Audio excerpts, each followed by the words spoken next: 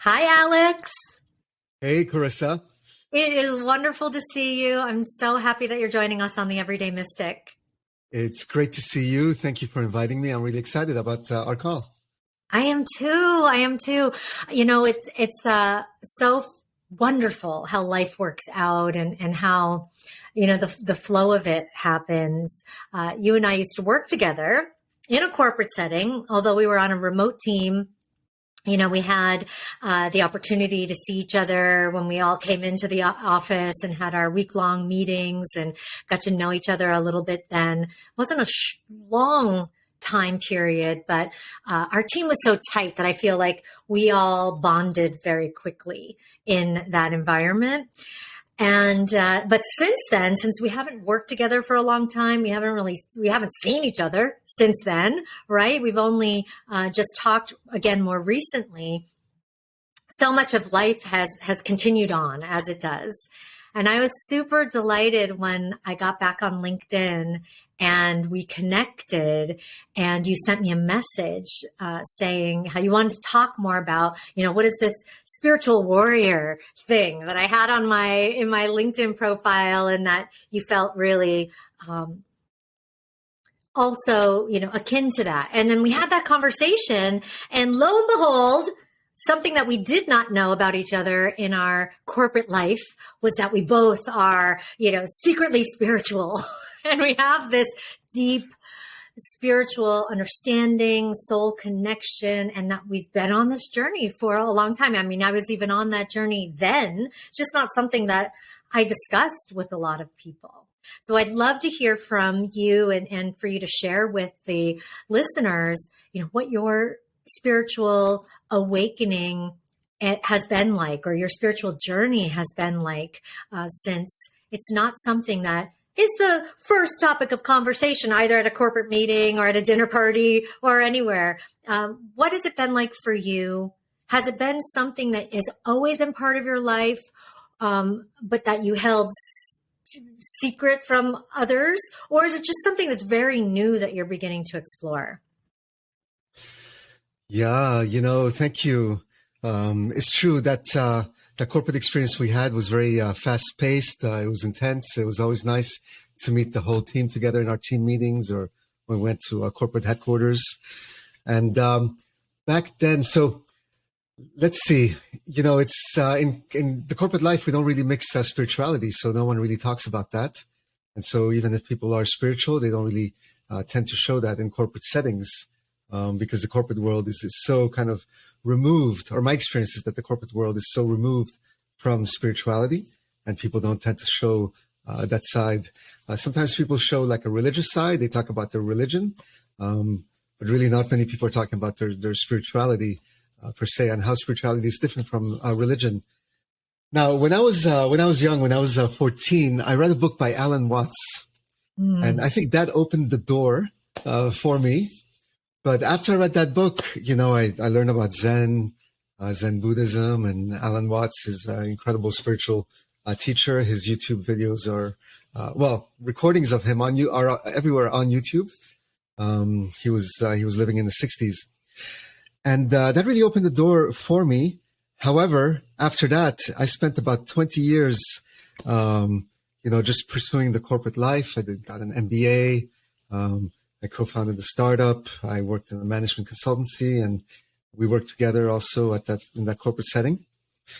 And I really forgot all about Zen Buddhism and spirituality and anything like that. In fact, for a long time, I was even an atheist for a good 20 years of my life. And I don't know, sometime a little bit after our corporate experience, about 8 years ago, kind of the door opened again for me. Actually, once the door opens, it never really closes. So the door started opening a little bit more for me. And I'm part Brazilian. My father was Brazilian. I'm also part Finnish. My mom's from Finland. And so for Christmas, I went to Rio to visit my dad and my family and cousins over there. And I decided to walk up to the Christ. There's the Christ in Rio de Corcovado. And it's a steep trail. It takes about 2 hours to walk up. 700 meters up, high above the sea level. And even though I was not really believing, I figured, well, this is kind of a master. This is an ascended master that was on this planet. And I have questions about myself. And I would like to have some answers. So I walked up the mountain. I hiked up that trail in the middle of summer. Now, Christmas is summertime in Brazil, so it's very hot. So in the middle of summer, I walked up to the Christ with a question in my mind, which was, why do the same patterns repeat themselves for me in my life? Whether it's in relationships or professionally, the same types of patterns repeat themselves. And I couldn't understand why. And that was my question to the Christ. And of course, I didn't get an answer immediately when I got to the top. But over the next year, I started to get some breakthroughs and really started to do kind of an internal journey and started to understand a lot about myself, which led to some breakthroughs and really answered the questions I had. So really, that's the beginning of my spiritual journey, I would say, was that. Oh, that's so beautiful. And I relate so much to your story. I similarly was an early seeker as well, in my teens, just having this feeling like there's more to this. This isn't it. And I hope the suffering that I feel is not it. So I was a seeker early too. And I got a book from an aunt of mine that, similar to your experience with your Alan Watts book, this book opened me up to a new understanding, a new knowing that there is something more than our human experience and the suffering that we feel because of, certain things that happened in our life and our present conditions.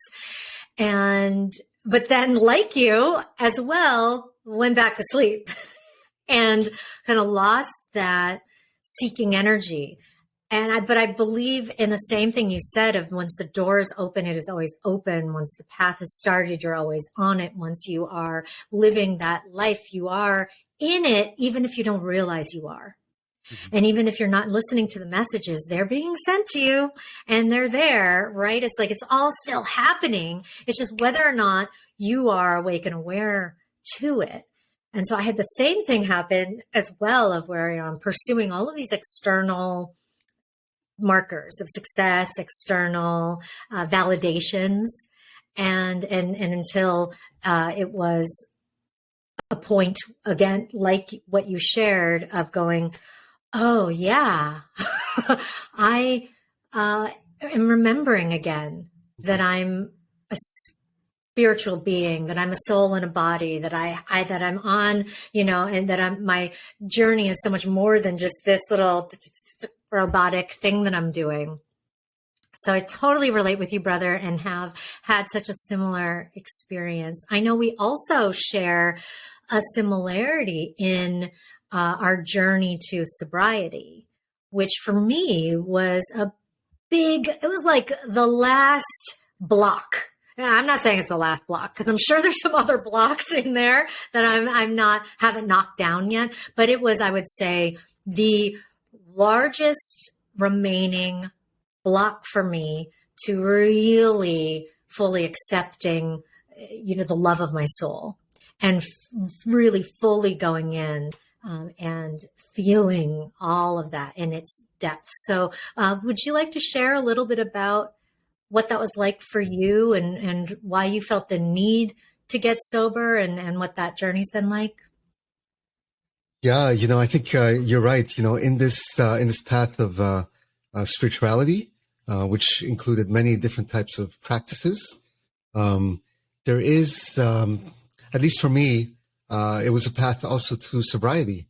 And so for the past 3 years, I've been sober. So my spiritual path really opened up 8 years ago. And so it took another 5 years before I went into full sobriety. But I think, as you awaken to something greater, to a better understanding or a new understanding of reality, you, at least in my case, and you start to pay attention more to your own health, your own body, the way you show up in the world. And sobriety has been a big part of that. So 3 years ago, I went cold turkey on January 1st, 2020, just before the pandemic, and just went completely cold turkey and just stopped drinking. So you haven't just had a dry January, you've had a dry 3 Januaries and everything in between. Yes. So was it a particularly hardcore hangover? Like, what was it on that day that made you make that decision? Yeah, in fact, it was a bad hangover. New Year's Eve, before January 1st, 2020, New Year's Eve was, was a lot of drinking. I was at a house party and we were just playing games, card games and the different types of games and drinking. And, it just went on too late. And it was, getting up the next morning was difficult. And I thought to myself, wow, I mean, this is the first day of the year and I'm already having a hangover. What's going on here? What's going on in my life? And this is not how, I don't want to lose days like this throughout the rest of the year. And so after that, I decided I don't need this anymore. I'm not going to do this anymore. Mm-hmm. So I decided to go cold turkey. I didn't follow any program like AA, although I think those 12-step programs are very valuable. And so the first 90 days were very difficult because I did it without a support system. And then COVID also hit around that time. And so then I was alone, not drinking, without any kind of support system. So yeah, but past those 90 days, I just forgot all about drinking. Yeah. I know at a time when so many people went deeper into their drinking and, problems from that arose because, they were feeling lonely and isolated and, times were tough for many people. So during that period, you went the opposite direction. What do you think it was within you, aside from just like, I don't want to feel shitty anymore and I don't want to have these wasted days? What gave you the strength, do you think, to continue on and actually do the thing?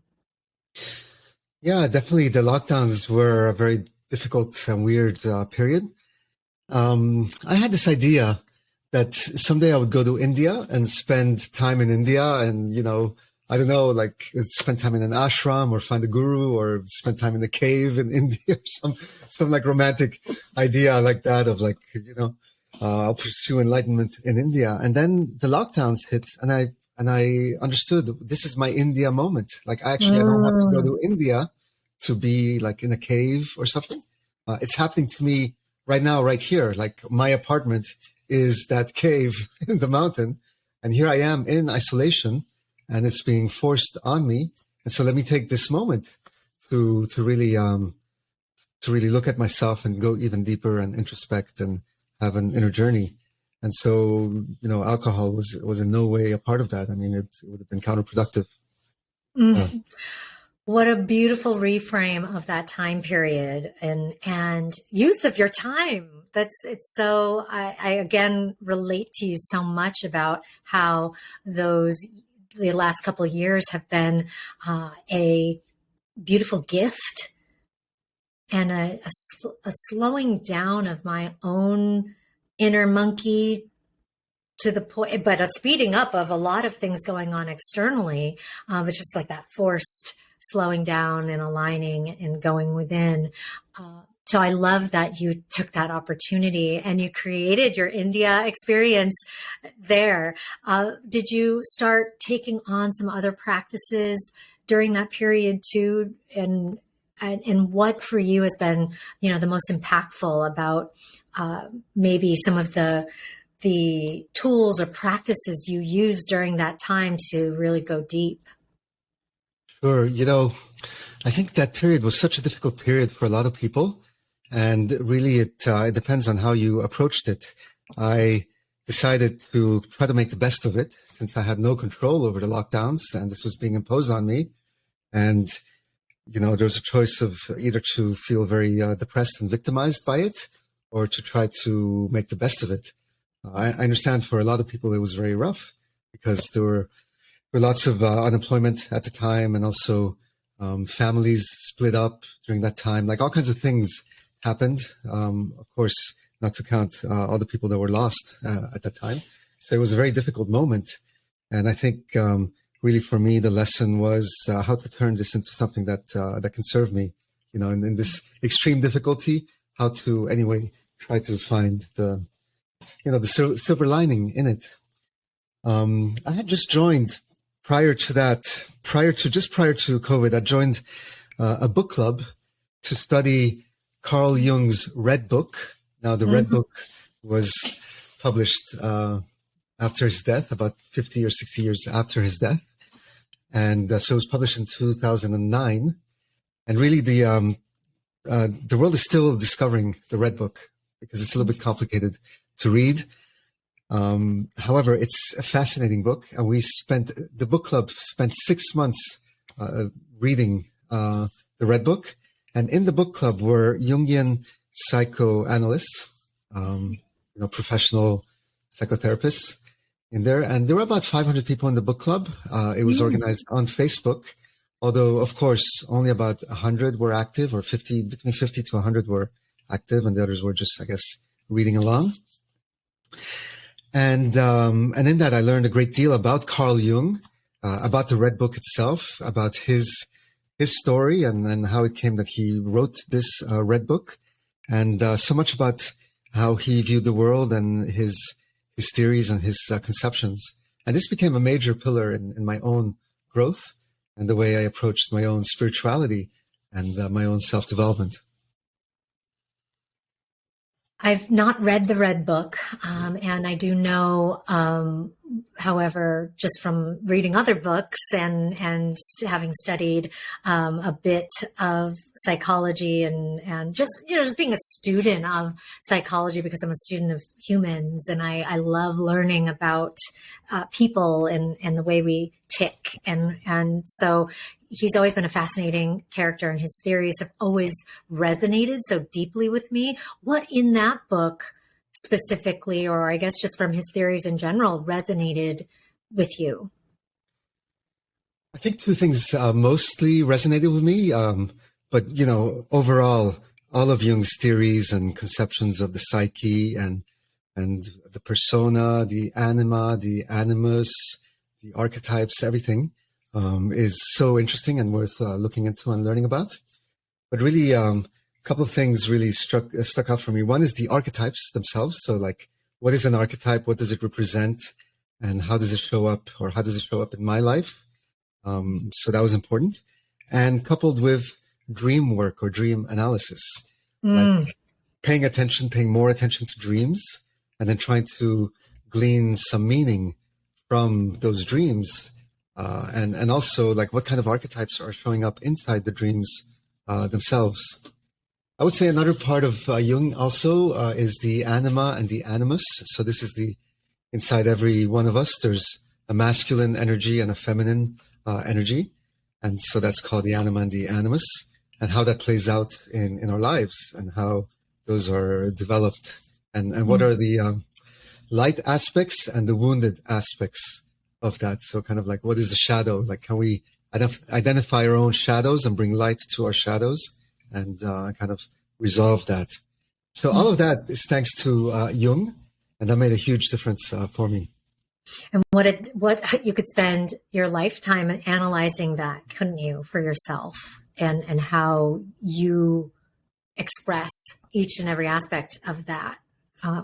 Yeah, I think so. But I think, there's an initial like part of like work, or let's say like inner work that is done. Like you go into the underworld, you go into the shadows, you go into the darkness, and you kind of start to shine your flashlight to see what's there, and you bring light to those aspects of yourselves, and then you start to learn so much more about yourself and how you show up in the world, and create this awareness, greater self-awareness.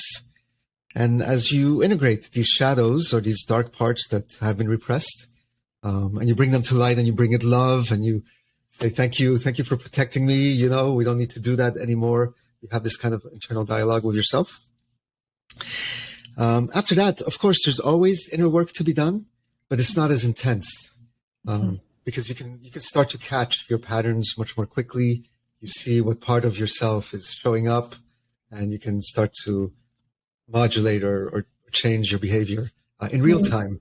And so, of course, it's a lifetime of learning, but there's like an intense period in the beginning. Yeah, yes. And you dove into that intense period, had the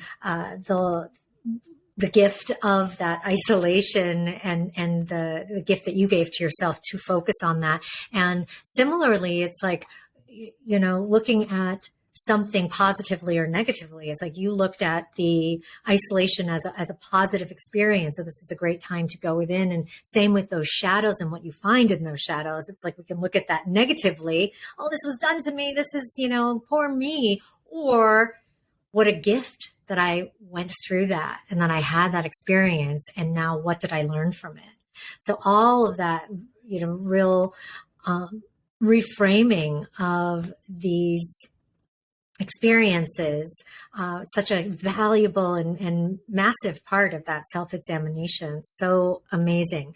Now, you talked about archetypes, and I know, that's such a huge concept within Jungian psychology. And for those that don't know or understand the archetypes, do you want to explain that a little bit more? Yes. And then also, not just explain it, let folks know, because they can look it up, but what did the archetypes teach you? And then I want to talk about how that ties into that dream analysis. Yeah. So, I'm not a psychotherapist myself, and I'm not a Jungian psychotherapist. I'm just someone who has studied this a lot with passion. And so I don't have like a formal definition of archetypes, but for me, what archetypes represent are kind of like imagery that shows up. Perhaps it's mythological imagery or cultural imagery that shows up. That is not a part of myself. It's not me, but it shows up. And so then the question is, why does this show up? And what is the message to me? So in a dream, you might dream of a lion. And so the question is, well, what does the lion represent? So why did the lion come to the dream? What does the lion want to tell me? What is the message of the lion? Does the lion represent an aspect of me? So a lion would be a type of archetype, but there's other types of archetypes like the trickster. The trickster is the famous archetype. You have it, it's the court jester. It's also, you have it in the tarot. You have the fool in the tarot. You have in playing card decks, you have the Joker. So the trickster shows up in many different ways. Some of the Greek gods were trickster gods, like the god Hermes is a trickster god. Some animals represent the trickster energy. So that is an archetype that exists in humanity. And, it might show up for different people at different times of their lives. And so the question is, why is the trickster showing up? And what is the message of the trickster? So that would be an example. For me, a very strong archetype that showed up was the Greek god Pan, Pan, and this god is so. There's no reason why Pan should show up for me. I'm not reading Greek mythology all the time, so it's kind of like it came out of nowhere. These archetypes are very powerful. It's more powerful than any single human being because it's an idea that exists across our collective unconscious, and so it has the power of the collective unconscious, which is much greater than, my own power. And so when Pan came to me, one of the important things about archetypes is not to confuse the archetype of yourself. Like, oh, suddenly now I'm the Greek god Pan. Let me go into the world as Pan. And that would be a mistake of inflation. That's ego inflation, to start to identify with the archetype. And so that's not what the issue is at all. The thing is to understand why the Greek god came to me and what is its message. And so there were a couple of messages. One, this is the god of nature. So really there was a message about me connecting much more with nature. This is the god of music. Also, Pan had a flute and would play the flute. So the importance of music also. But also Pan is a very sensual type of god. So it's a very masculine god, but also embodies the feminine side because it plays music and it's with nature. And so Pan was showing me that aspect of how to integrate the masculine and the feminine in a healthy way. And also, I was a little bit overweight at the beginning of the pandemic. So Pan had a message for me saying, Alex, look at me. I have a perfect body. What's going on with you? And so I took that message to heart. But it helped me. It helped me lose weight because I remembered that message.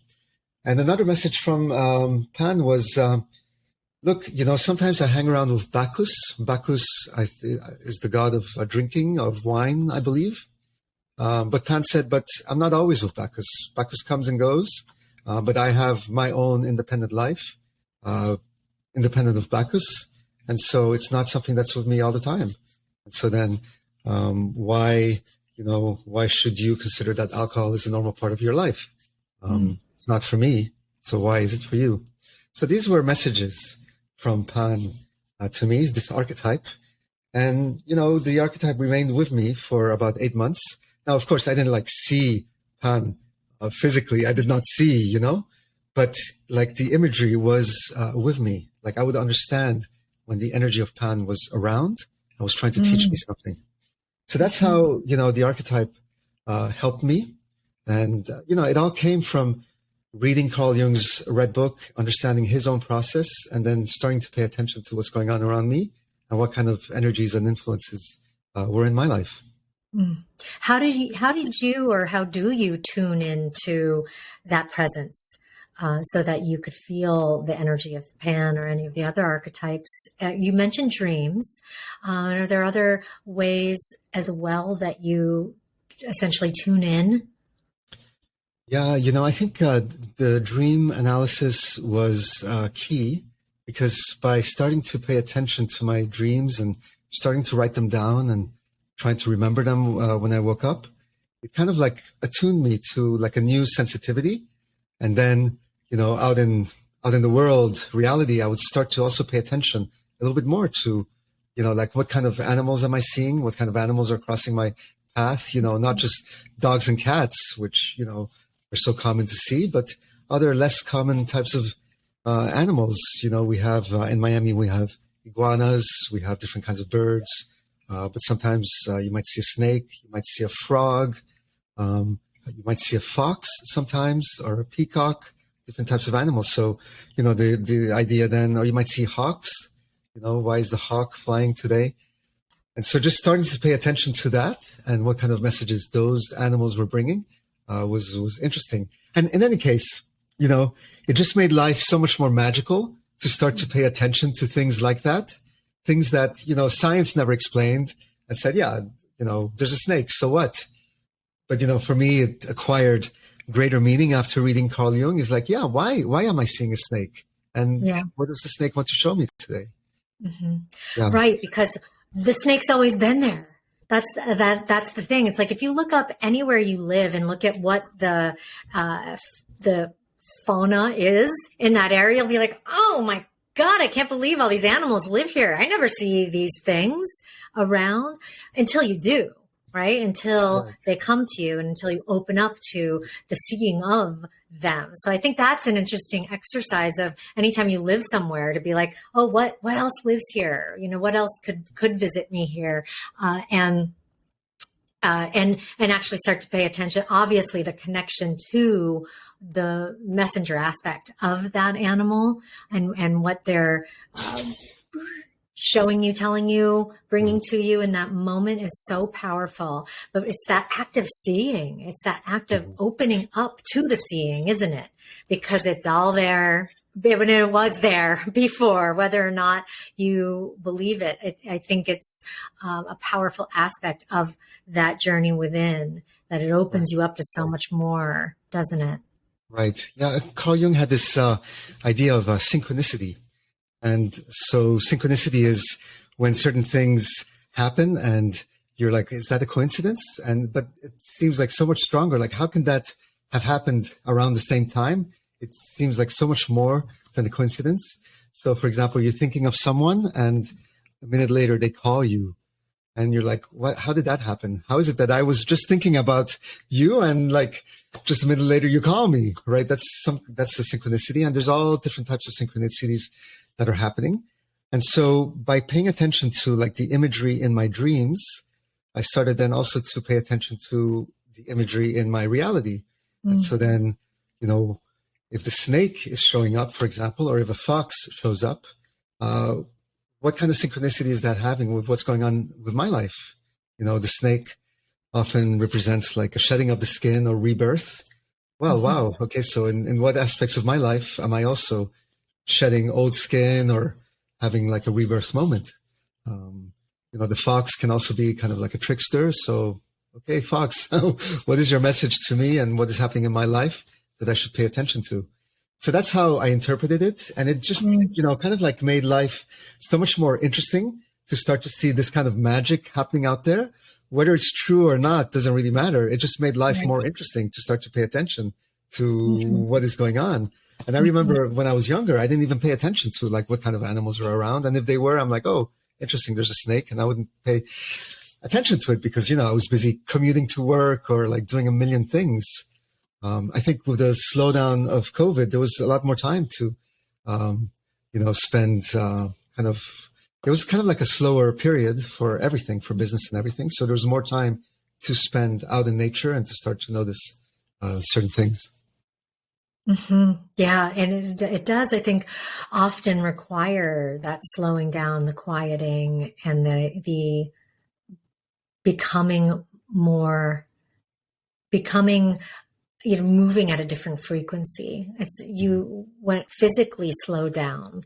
It's like you can start to then move more internally or spiritually. And I think that's an interesting juxtaposition, you know, that this internal, because so much was going on with you, right? So much is happening in your dreams. So much is happening in a transformational sense. I mean, you can't argue that there wasn't a ton energetically going on with you, but physically, right, you were slowing. So it's just interesting that it requires that. And I think everybody finds their own balance of what that is. Some people are not, and you know, I just don't think that there's a formula. I think that there is a formula for yourself that you find out by experimentation. How much physically do I need to slow down versus still be active? How much do I keep my mind, you know, at a specific pace versus not? And I fully appreciate meditation, the act of slowing down, but that can also look differently for different people, right? Getting into those meditative or even different brainwave states. So what do you use, Alex? Like, what are your forms of meditation, or, you know, changing your state and your state of your brainwave, state of your body mind, so that your spirit can come alive? Sure. Meditation was really, I think, the first practice I adopted about eight years ago. And I really just started with like 5 to 10 minutes a day. I used one of these apps, you know, there's these apps like Calm and Headspace to kind of like guide me through some brief, short meditations. So I would get up for the sunrise, and I would watch that, listening to one of these guided meditations for 5 or 10 minutes. But I would do it daily. And after about 30 days, I started to have longer meditations, 15, 20 minutes, up to an hour at times, even longer sometimes. And I did that consistently on a daily basis. And that really helped in many ways. They say meditation is the greatest gift you can give someone else. In other words, because of meditation, you are improving yourself so much that it's a gift to everybody else you know. So that was one practice, but I, you know, also had some other practices, which, for example, right now I'm in a 40-day challenge or 40-day period of sadhana. So it's, we do Kundalini yoga together. We go to a studio. There's about 30 of us, about 15 in person and 15 online. And we have a 2-hour practice from 4:30 to 6:30 in the morning.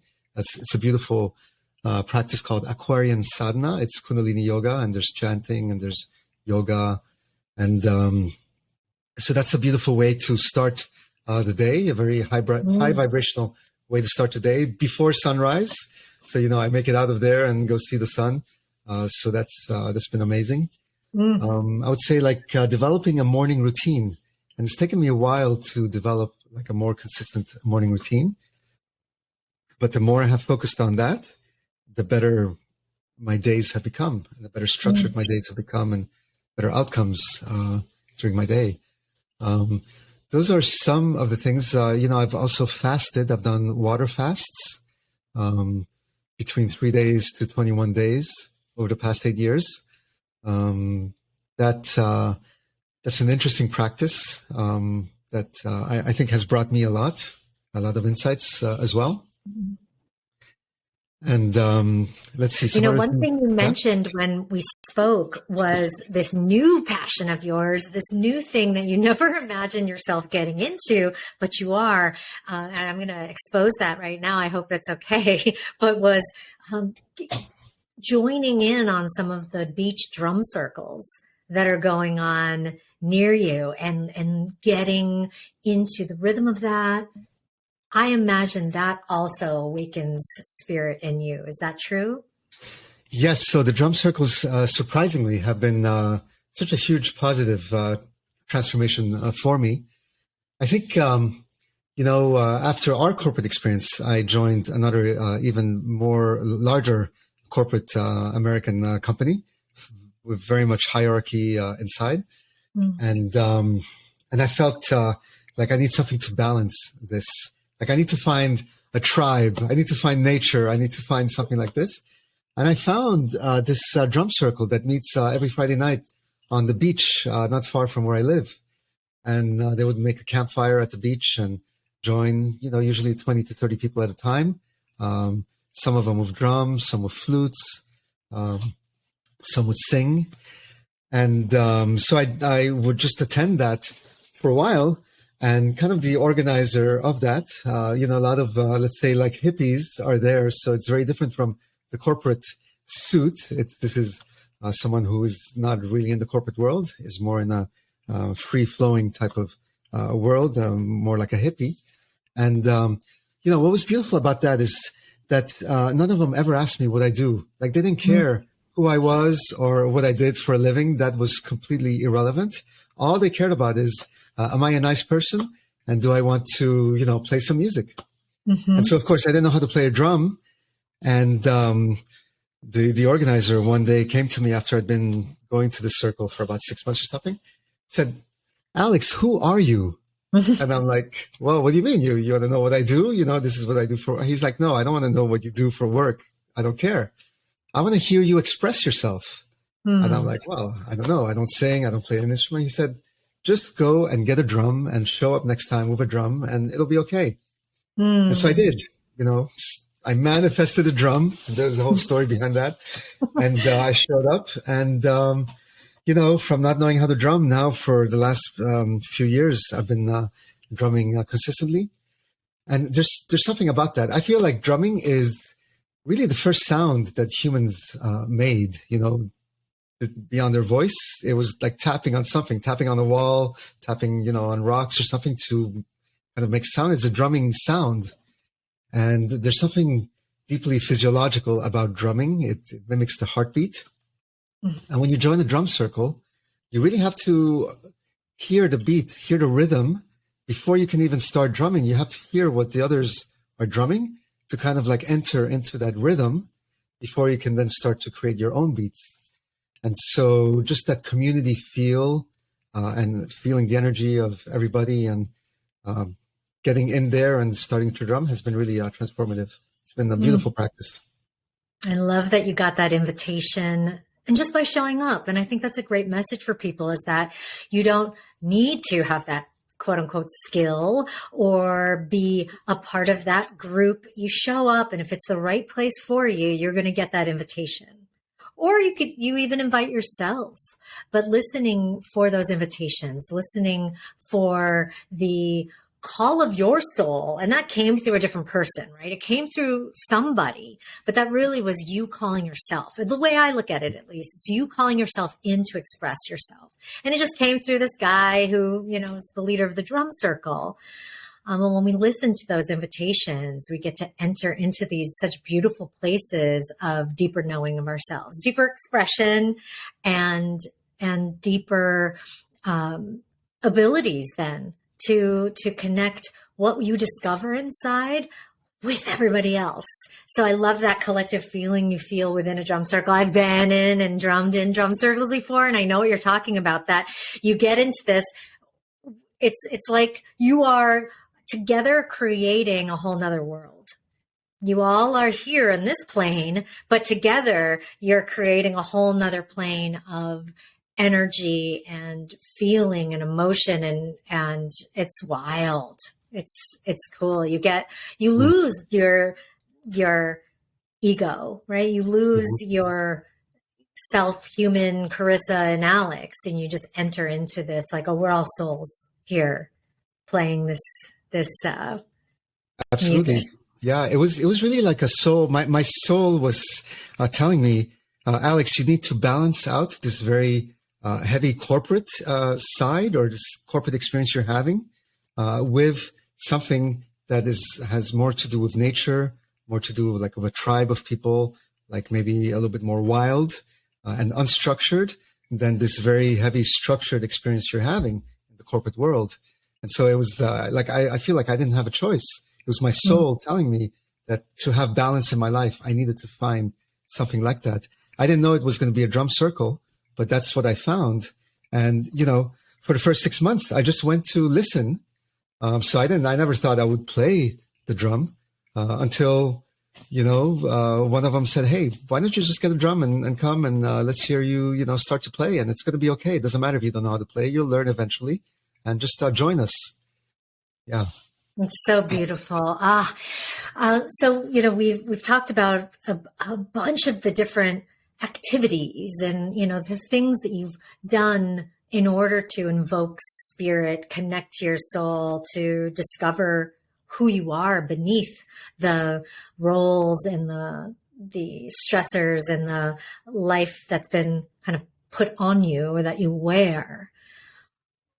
The archetypes have taught you a lot, it sounds like, about that and led you to that discovery. So what is the discovery found, within you? What beneath the things you wear, your corporate job or label as an example, did you find beneath, what parts of you that you weren't paying attention to before?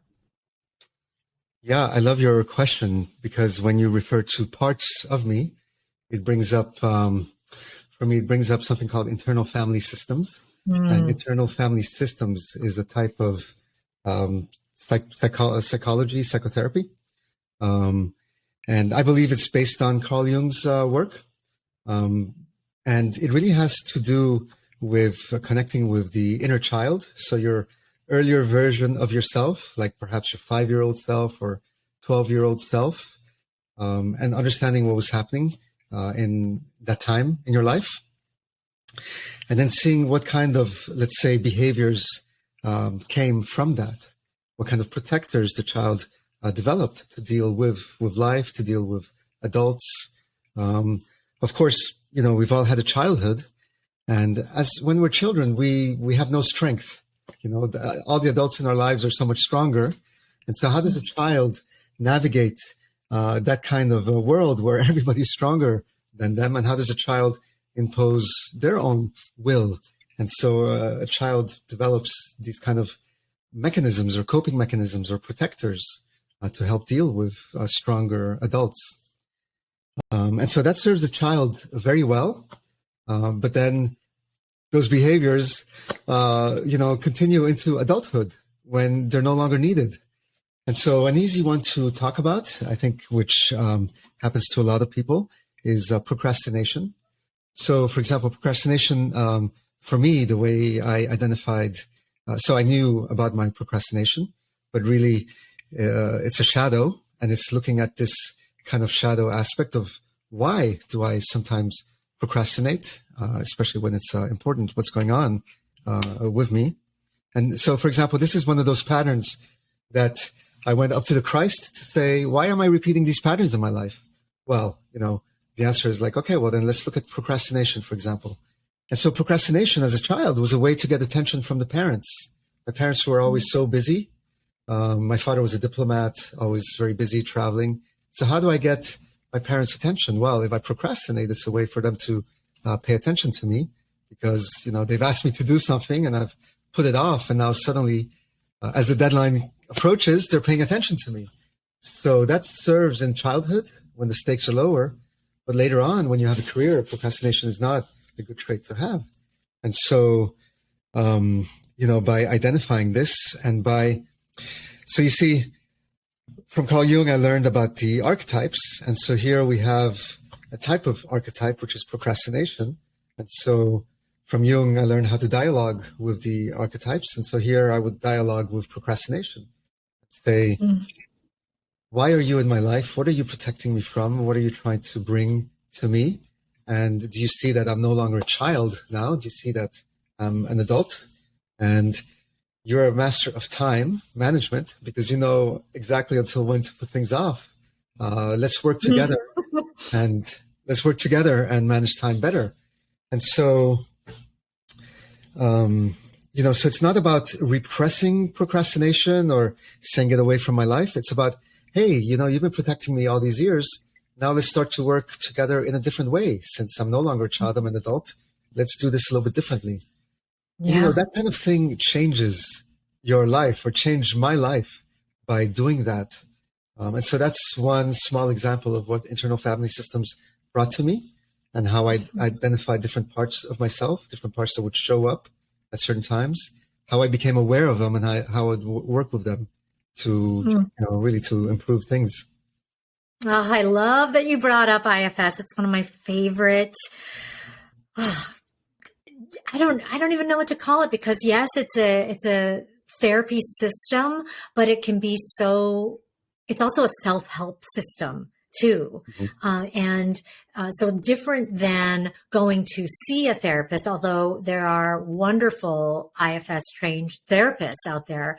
But I love that you can do the work yourself, that it's something that is so self-led. You can go in and actually through reading the books and studying and understanding the information, you can have those dialogues yourself, which, I'm into anything that's, self-led, that you yourself can do and have sovereignty over. And so I love IFS so much and discovered for myself too, so many of those exiled parts, those parts that the procrastinator or the critic or the whatever was protecting. And when you get in and understand, that part developed at a certain time, and you don't even need to know the whole history or go deep into the history of that. You just need to find that part and then love that part and tell that part, hey, I'm here now as Alex, the mature, wise one, or I'm here now as Carissa, the soul self. I'm here and you no longer need to hide. You no longer need that protection. Are you okay with that? Come with me. And then you get to have this whole different relationship with that part. It's no longer, that part is a victim. It's that part is empowered to come with you and to live out what it should have been living out, right? As that 3-year-old or that 9-year-old or that 17-year-old. So I love that work so much. I'm so happy you brought it up. Anyone can get involved in this. And even if it's something that you don't feel like, I don't have the will or the wherewithal to do it myself, then you can find IFS, both therapists, but also coach level trained IFS facilitators too.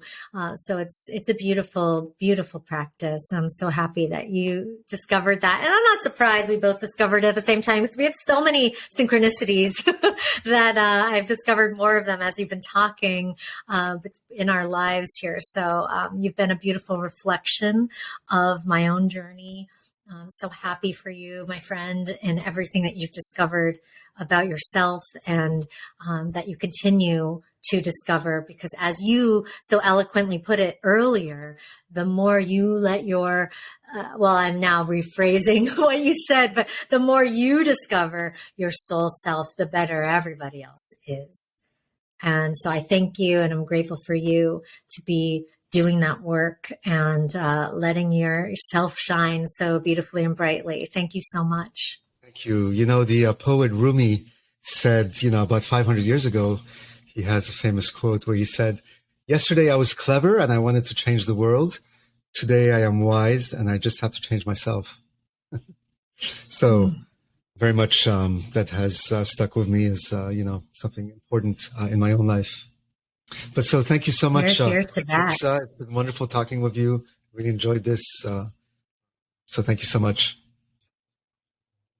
You're so welcome. And is there anything you want to leave today as far as ways that people can connect to you, or anything else that you want people to discover through you? Please feel free to share that before we head on out. Yeah, you know, I think I'm pretty easy to find online. My career has been in social media, so I'm on the major platforms. If you Google my name, I'm on the different platforms. I use Instagram. I'm trying to cut down on my usage of Instagram. It's very addictive. But I'm Alex_DC on Instagram, and also on other platforms as well. But yeah. Beautiful. So, Well, I'll put those links also in the show notes for anybody who wants to connect to you, Alex. And thank you so much, my friend. I'll look forward to talking to you again soon. Thanks so much, Carissa. Take care.